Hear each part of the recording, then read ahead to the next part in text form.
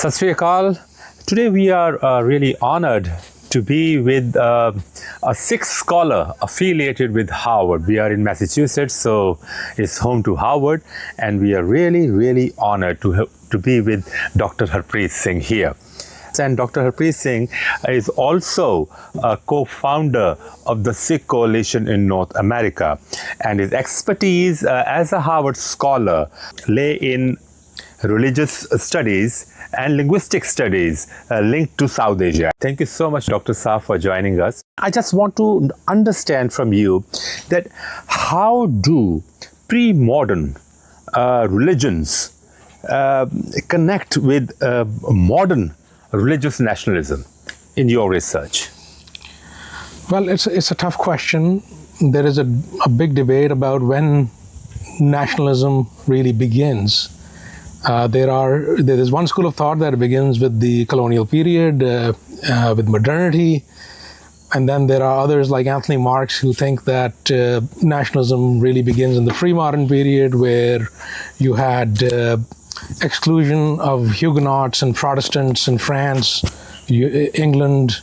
You had places like Spain that were Catholic, excluding these non-Catholic, mostly Protestants, and through that exclusionary process, they built cohesion amongst the Catholic masses, and that is an example of nationalism. So I guess the answer would depend on the context, would depend on what's happening on the ground. It's a very complex question. And in the case of South Asia, obviously, right, we know that there is nationalism with the development of communitarian identities, and these communitarian identities, again, are evolving with persecution, and that persecution is happening in the Mughal period. So I'm of the opinion that these identities are being developed as Sikhs are being persecuted, their identities are accentuated, and they have this sense of belonging to the Panth. And that would be an example of nationalism. That would be my perspective. For our understanding, just tell us what really motivated an institution, a global institution like Harvard, to do studies on South Asian religions and languages. What was the motivation? I think the South Asia is an important part of the world. It has a very rich linguistic heritage, rich cultural heritage, and some of the best literature produced in the world is from South Asia, in classical languages like Sanskrit and Indo-Persian, and also local languages like classical Punjabi, Tamil, and so forth. So it made sense for universities in North America, especially universities that care about humanities, to focus on South Asia. And then there are other universities like Columbia, Chicago, that also have very good programs in South Asian studies. So explain to us the insights that you gained from your research in South Asian religious texts. So my focus has been on this phenomena called vernacularization. How do local languages become literary languages? Lovely. And we see this phenomena in Europe, with Latin being supplanted by English, German, French. At one time, people could not imagine writing in a language other than Latin. And the same phenomena happens in South Asia, where people are writing in Sanskrit, and in order to write in local languages, you're taking a risk which people didn't want to take.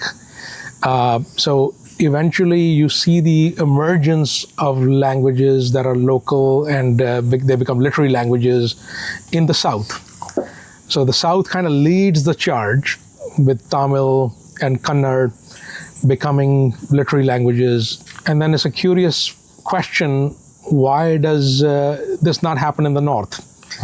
So this starts happening in the south in the 9th century. Why don't we see a Punjabi literary text, if you're talking about the Punjab, until Baba Farid, which is 13th century? So why that delay of 4 centuries? Right? This is a question. So the answer lies in 2 possibilities. One is that the royal court becomes the engine of vernacularization. So the state. The state. No, not the Sikhs. Not the state. The state. Yeah, the state, exactly. Yeah, the state is providing patronage to local poets who are writing in local languages. So you have the Sufis writing in Avdi, these texts like Madhumalati and Chandayan, and the state is giving patronage. In the south, you have the state giving patronage. But that kind of phenomena doesn't happen in the north. In the Punjab, you have no state patronage for Punjabi. And so it is not until religious figures, and I use the word religious in quotes because religion is a Western category, it's a Christian construct, because in order for there to be religion, the secular has to be distinct from religious. And as we know, that is not the case in South Asia. The religious and the secular are intertwined.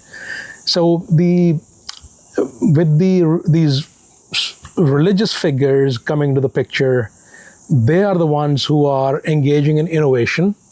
They are the ones who are starting to write in the vernacular.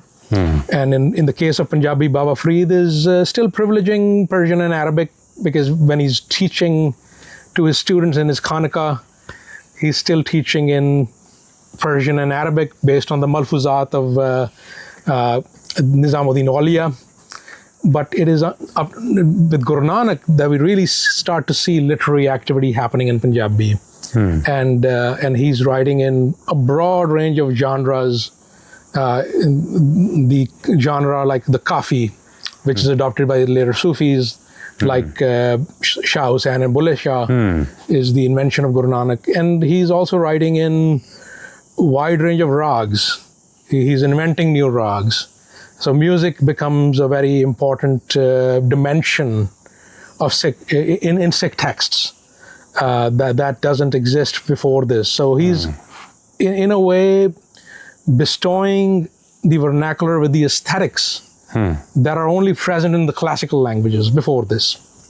Lovely. How do you teach, coming back to religious nationalism, how do you teach the complexities of religious nationalism to today's students? So I used to teach a course on religious nationalism in India, where we were looking at nationalistic movements through a comparative lens. I believe the best way to learn something is through comparison. So we used to start with the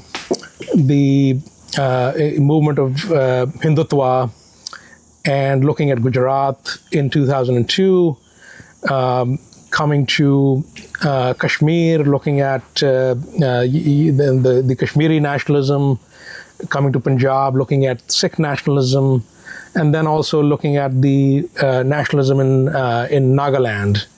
So these were the different frames that we were looking at, and through which we were looking at this phenomena, and trying to see what were the commonalities, what were the differences, why do people engage in this idea of creating their own nation state. What did you find out?